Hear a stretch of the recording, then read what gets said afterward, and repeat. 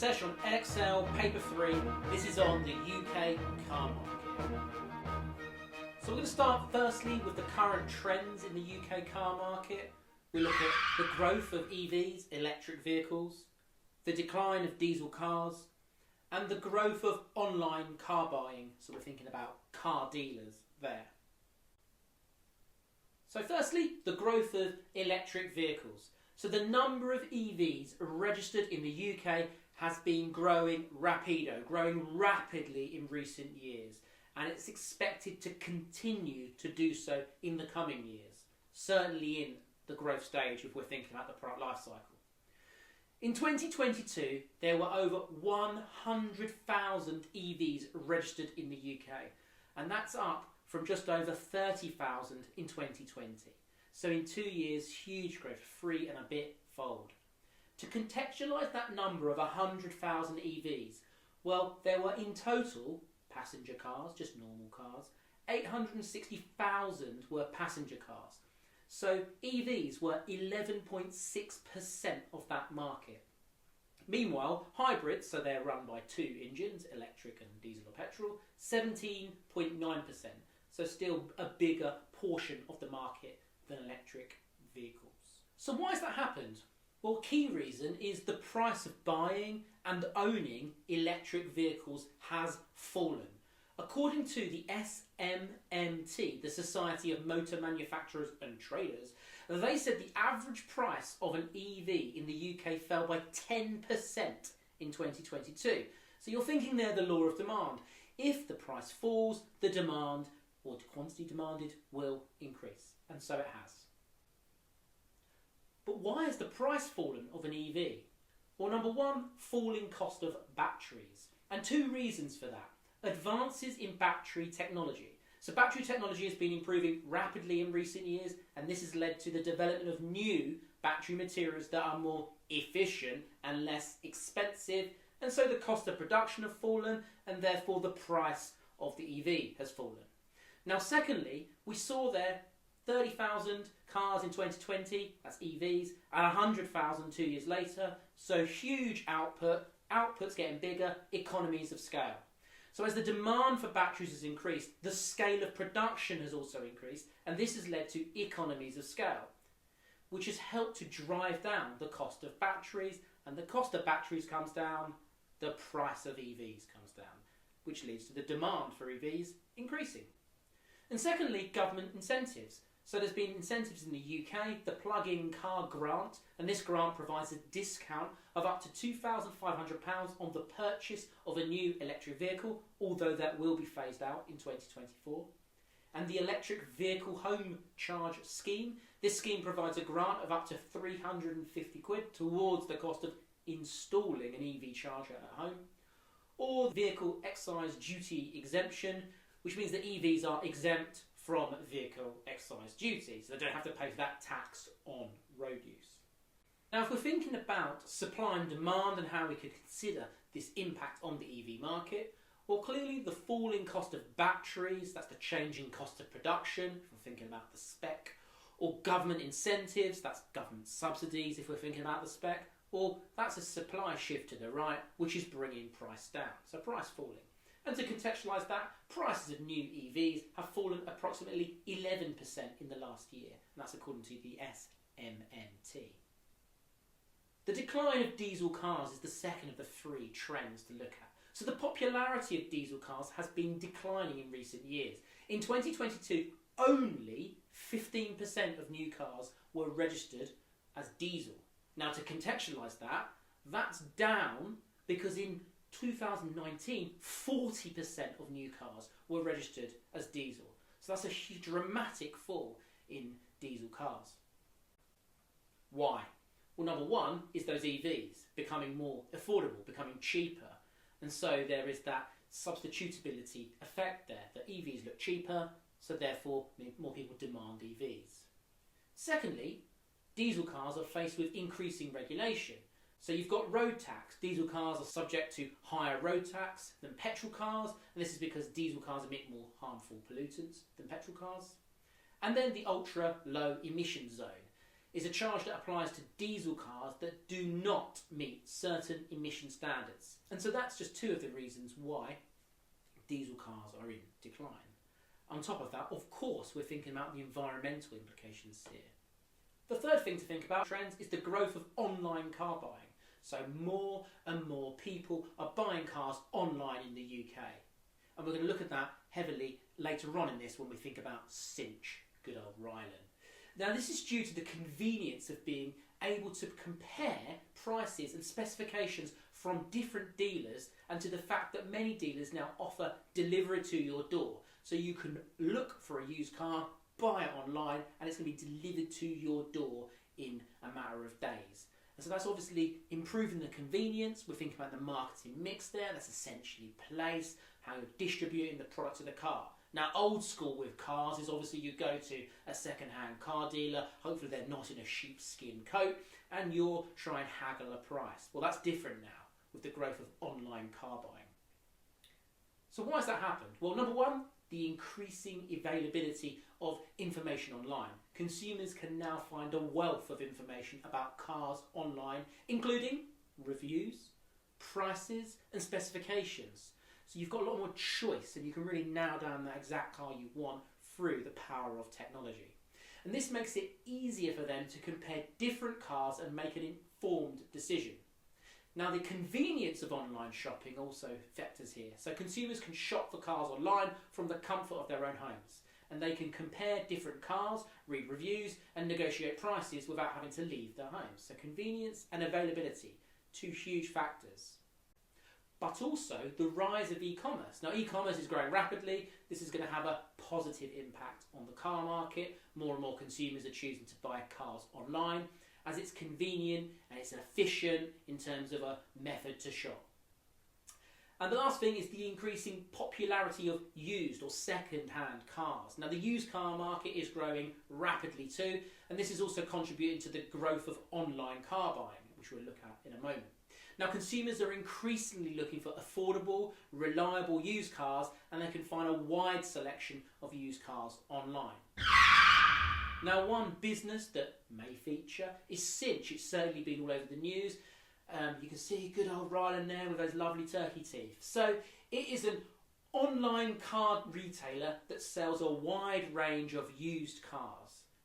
And CINCH has been a big player in this market because it's only come out in 2019. It started its operation, and now 2023, it has 5% of the UK car market in terms of used cars. That's huge, huge growth. It's really disrupted the traditional car market. So CINCH's business model is designed to provide customers with a seamless and hassle-free car buying experience. Now, CINCH is relatively new in terms of being an entrant to the UK car market. We've seen that it's just been around for 4 years. But it has quickly become one of the leading players, taking a huge 5%. It's incredible, phenomenal. Now, the company's success has been driven by a number of factors, but the big one is it's an online-only model, so buying cars online only. And it's focused on quality used cars and its competitive pricing, so it's really taking on those traditional players in the used car market. Now, who are those traditional car dealerships? Well, you've got Evans Halshaw, which is a large car retailer with over 200 dealerships across the UK, and the company sells a wide range of new and used cars, as well as it does servicing and repairs. And Arnold Clark is another large car retailer with over 400 dealerships across the UK, and the company sells a wide range of new and used cars, as well as, of course, servicing and repairs. So the question is, CINCH, as a new player to the used car market, does it have a competitive advantage? Well, possibly it does. Number one, price. Now, CINCH often offers lower prices than physical, like those two we looked at before, car dealers. This is because CINCH does not have the same overhead costs as those physical car dealers. For instance, less in terms of rent, less in terms of staffing costs. Secondly, the competitive advantage could come from convenience, and we're thinking here from a product side. So CINCH offers a convenient and hassle-free car buying experience. So customers can browse the company's website or the app to find the car they want, and then they can buy it online with just a few clicks. It's a much more simple process convenience. Think of that marketing mix and distribution. Now, CINCH also offers a variety of convenient delivery options, and I've spoken to a few people, and you would get the truck, it delivers it to your house. It's a big truck, it's got many cars on it, you're given a slot, and then it arrives that day that you've asked for, and your wonderful new used car is there. So does CINCH have a competitive advantage? Well, it does in terms of selection too. So CINCH offers a wide selection of cars. You can use that filter on the website to look at cars from a variety of brands and models. And this is because CINCH buys cars directly from the manufacturers, which is very interesting. So it buys it directly from the manufacturer rather than buying it from a third-party seller. And that gives them some extra benefits here. So it allows CINCH to get the best prices on cars. So when CINCH buys directly from manufacturers, it does not have to pay any middle person, such as the dealerships. And this allows CINCH to pass on the savings to the customers in the form of lower prices. And secondly, it gives CINCH more control over the quality of its cars, which is very interesting given the usual issues with used cars dealers and what is the quality of that car. So when CINCH buys directly from manufacturers, it can inspect the cars before they are shipped to CINCH's warehouses. And this allows CINCH to ensure that the cars are in good condition and meet CINCH's high standards.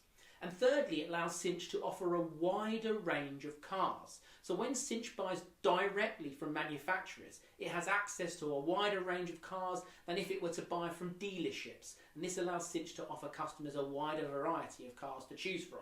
So better prices, wider range, and also more control over its quality, an important feature within the used car market. So focusing on that again in terms of competitive advantage, does CINCH have a competitive advantage? Well, CINCH buys directly, as I said before, from manufacturers. So there's a transparency advantage here. CINCH is committed to transparency. The company provides detailed information about all its cars, including their history, condition, and pricing. And customers can also view a 360 images of the cars, read reviews. Now, a traditional problem with those traditional car dealerships is they've had this reputation problem. You're buying a car from someone, you don't know if there's actually a problem with that car or the true history of that car. Now, CINCH are looking to overcome that stigma, that problem of the used car industry through this transparency and buying directly from the manufacturers. So perhaps is that CINCH's biggest competitive advantage, that they give the consumer more confidence in buying that used car. And that confidence might actually allow the prices to reduce. Now, those traditional car dealerships, the long reputational problems they've had is through misrepresenting the condition of a car. Dealers may have hidden damage or problems with the car, or that might have exaggerated the car's features. It could be overcharging for repairs. Dealers may have charged exorbitant prices for repairs, or they have performed unnecessary repairs, or adding in hidden fees to the purchase price. So are there difficulties of maintaining CINCH's competitive advantage? Just look at one perhaps business within this market. So competition from other online car retailers. As the online car market continues to grow, CINCH will face increasing competition from other online car retailers. And these retailers will be looking to offer the same convenience, transparency and affordability that CINCH offers. Examples of those business, Motorway and WeBuyAnyCar.com. So quick, so simple, so Schofield. But the key thing here is that obviously CINCH is this new online player to the traditional car dealer market, but others are going to follow them, such as those two there. Another thing to think about is that CINCH itself hasn't actually, despite making big headways in terms of the market share, 5% market share just over those 4 years of the used car market, it hasn't actually turned a profit yet. So CINCH has made a pre-tax loss of 140 million, although it's expected in the future to make a profit. So on top of that, one online car retailer has actually already run out of cash, and that's Kazam. And why did it fail? Where competition from established players, it had huge competition, investors lost confidence in Kazam, made big losses, much like CINCH too, and its funding dried up. But CINCH actually managed to buy up its assets, and that helped CINCH get bigger. Now, I'm just trying to give a feel of the used car market here in case one of these businesses featured or the whole industry featured, well then you're absolutely loving it. Another thing to think about in terms of difficulties of maintaining this competitive advantage, well, Kazoo, another business, posted losses of 704 million in 2022, up from 544 million in 2021. So there's examples of other online used car dealers that have posted huge losses, and you can see a 99% fall in its share price over 5 years. Just phenomenal. So lots of these new used car retailers that are from the online side, several of them have failed, right? CINCH seems to be the one that is actually doing okay, but it's still not turned a profit, though it is expected to in the future. So the last consideration in terms of difficulties to maintaining this competitive advantage, well, competition from the physical car dealers themselves, because they're not daft. They're going to start changing their marketing mix, and physical car dealers now are also starting to offer more convenient and transparent car buying experiences, and they're going to, of course, look to use online and therefore multi-channels of distribution. You can see there with Arnold Clark buying cars online. The next thing to look at is the markets and competitive environment facing these three types of businesses. So car manufacturers, car dealers, which we've talked about, we're going to talk about a bit more in a moment, and car servicing businesses, and that's obviously mentioned on that pre-release. So car manufacturers, here's some examples of UK car manufacturers. Got Land Rover, McLaren, Mini, Aston Martin, and your Rolls-Royce there. And I just want to look at the key themes within the car manufacturers market. So if we think about the car manufacturers' key themes, well, here's three big themes. So number one is, of course, to develop more fuel-efficient and affordable cars. Secondly, focus on developing new technologies such as self-driving cars and electric cars, EV cars, of course. So we're thinking there huge amounts of investment, we're thinking R&D phase of the product life cycle. And third thing is expand into new markets such as emerging economies. Now, of course, Brexit has happened, so there's been a decline in demand in traditional markets for UK car manufacturers because they're making less sales in the EU. So UK car manufacturers are thinking about expanding into new markets. And those new markets would include China and India. So that might be where emerging economies is important. Moving on to car dealers. So here's some of the car dealers. We talked about some of these before. CINCH, We Buy Any Car, Arnold Clark and Motorway. And thinking about the key themes of the car dealer market, well, provide excellent customer service, this home delivery, this online angle, and of course expand into new markets being online. Third area to look at is car servicing businesses. So this is about getting the repairs, the parts in place to fix your car. So Halfords, QuickFit, RAC, Autoglass, and ATS Euromaster are all examples of businesses in the car servicing market. Now, key themes in that market is to provide high quality, affordable service, and one that I've benefited from a lot in the last year is expand into new markets such as mobile car repair. So they come and fix your tyres for you. You can even order it to a particular location that you want your tyre to be fixed. So we can see that there from QuickFit with the mobile tyre fitting service. So that's a new feature of the car servicing industry. Another thing to think about is comparing those industries and just think about thoughts within how it could connect perhaps to the spec. So the car servicing industry, QuickFit and so forth, talking about a minute ago, well, that's been historically very competitive because we could be thinking about mechanics there. So very competitive market, so it's possibly quite price sensitive. So there's a high PED, price elasticity of demand. Meanwhile, the manufacturing or the car manufacturing market, big brands there, we use some of them like Rolls-Royce, for instance. So it's a competitive market, but big brand names are there. Perhaps those big brand names have a little bit more price control compared to the car servicing market. I'd also be thinking about YED, income elasticity of demand within the car manufacturing market, and the relationship between how successful the economy is doing in terms of GDP and therefore people's incomes, and comparing that to the demand, the quantity demanded for new cars in the car manufacturing industry.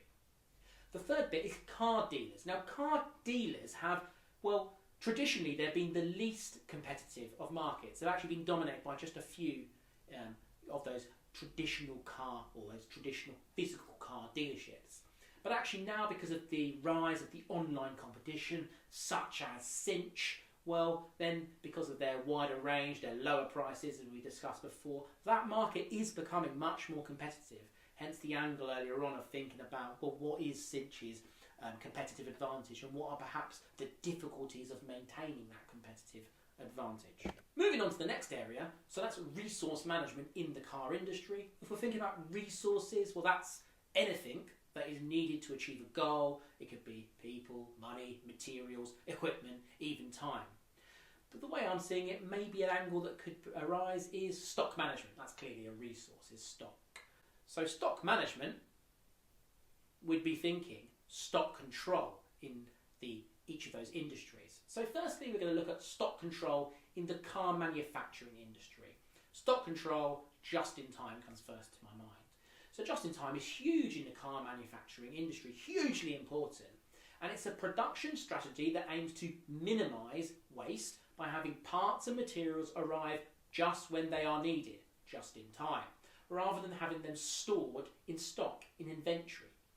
Just to remind you, the main advantage of just in time is that it can save money on inventory costs by having parts and materials arrive just when they are needed.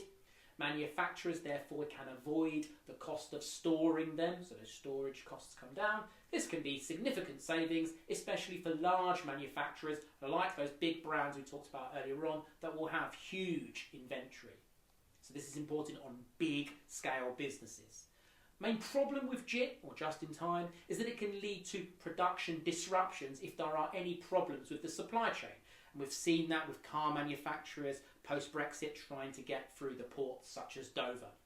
So for example, if a supplier is late in delivering parts, which has happened in that town, it can cause a production line to stop. This can be costly for manufacturers and it can also lead to customer dissatisfaction. So that's stock control and car manufacturing. Now let's look at stock control and car dealers. So stock control and car dealers, well, they're using a variety of data to predict demand for the used cars. For different types of cars, this data can include things like historical sales data, current market conditions, and customer preferences. So that's how stock control and data might be useful with these used car dealers.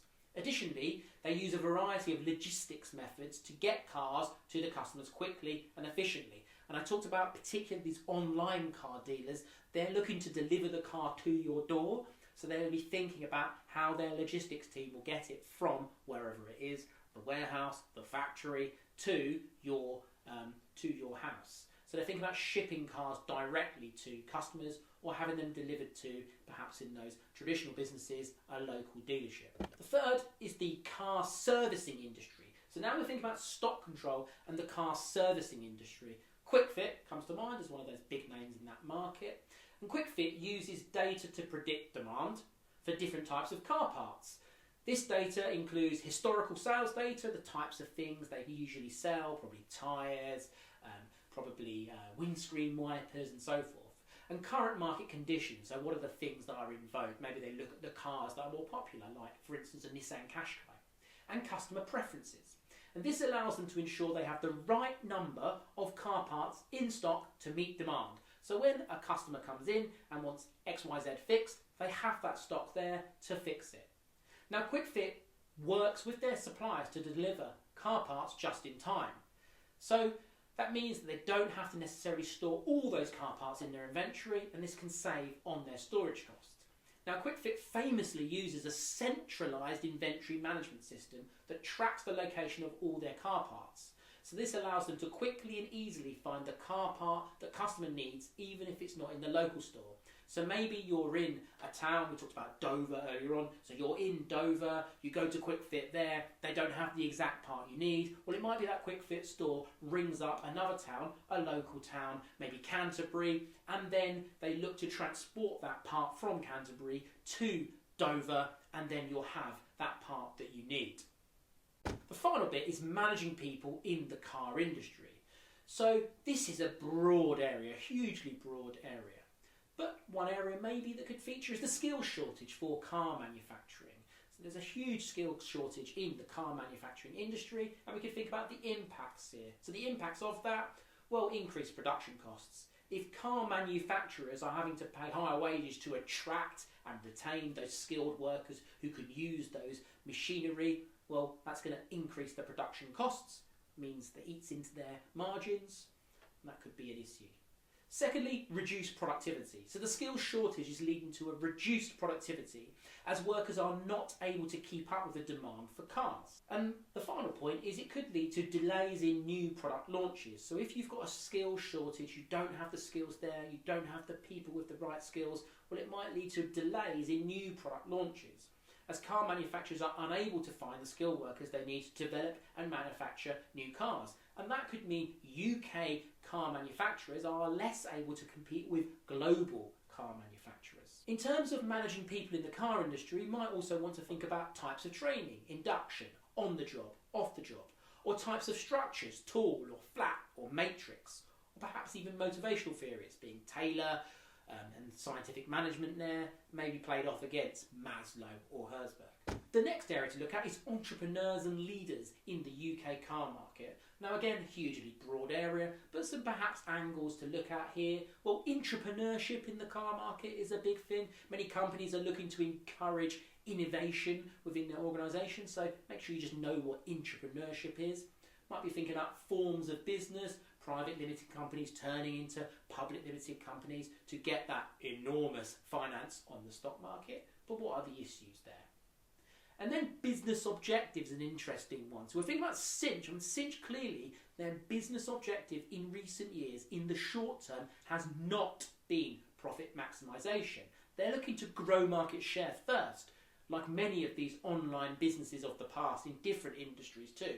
Grow market share first, penetrate the market, and then over time, once you've established market share, then you change your business objective to look to start to maximise revenue and eventually maximise profit. So maybe we could think about changing business objectives there as a question.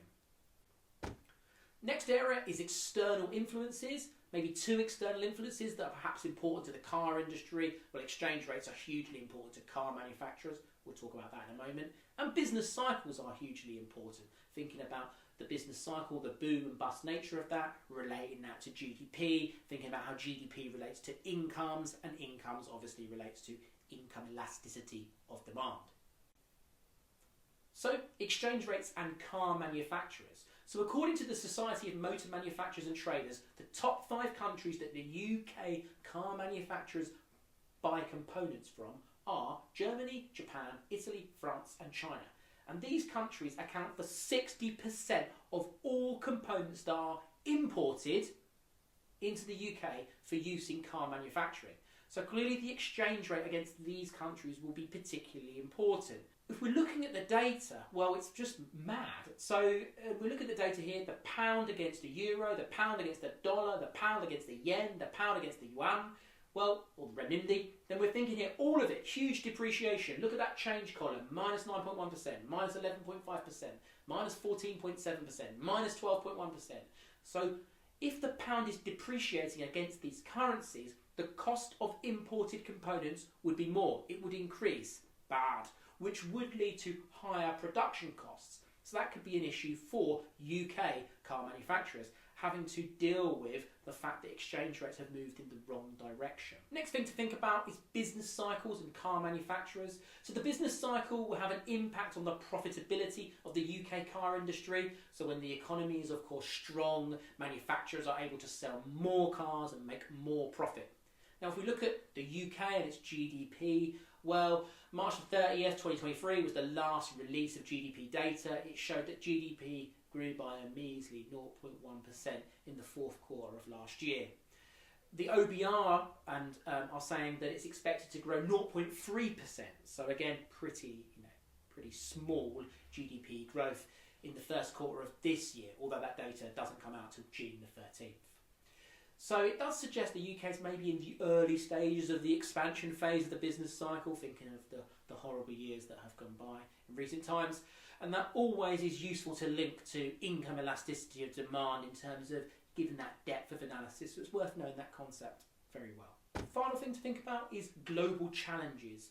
So the rising cost of owning and operating a car has become a problem. The rising cost of car ownership, including the cost of fuel, cost of insurance, maintenance, is making it more difficult for people to afford cars. And it's perhaps why there's been a shift away from new cars towards used cars. And we looked at one of those businesses there in terms of CINCH. The shift to EVs, electric vehicles, so the shift to EVs is posing a challenge to traditional car manufacturers like those ones we looked at, Rolls-Royce, McLaren, we looked at Mini, who perhaps in two of those at least, they're not fully prepared to produce and sell electric cars like on mass scale yet, so they need to start to adapt their practices. The third is the increasing regulation of the automotive industry. So governments around the world are increasingly regulating the automotive industry for emissions, of course diesel, but also to improve safety, increasing safety standards. And finally, the disruption of the automotive industry by new tech. And we're thinking here, on one side, self-driving cars, of course car sharing, but then in car dealerships, we're thinking about the movement to online. Next thing to think about is the overview of paper 3. So it's 2 hours, 100 marks, 2 sections, likely one on the car industry and one on a specific business. So we've looked at one specific business there, so it might help in terms of if that were likely to come up. And that's 50 marks on each section. Now remember, each section is going to be an 8, a 10, a 12 and a 20. In terms of 8 markers, obviously there's videos out there on more detail on that, but you're thinking assess the issues, assess the benefits. For 10s and 12s, you're thinking assess the impact, assess the benefits, assess the importance. And then 20 markers, you're thinking evaluate based on those options. So I hope that helps on the car industry for Edexcel paper 3. I wish you all the best and good luck for that paper. I'll see you next week.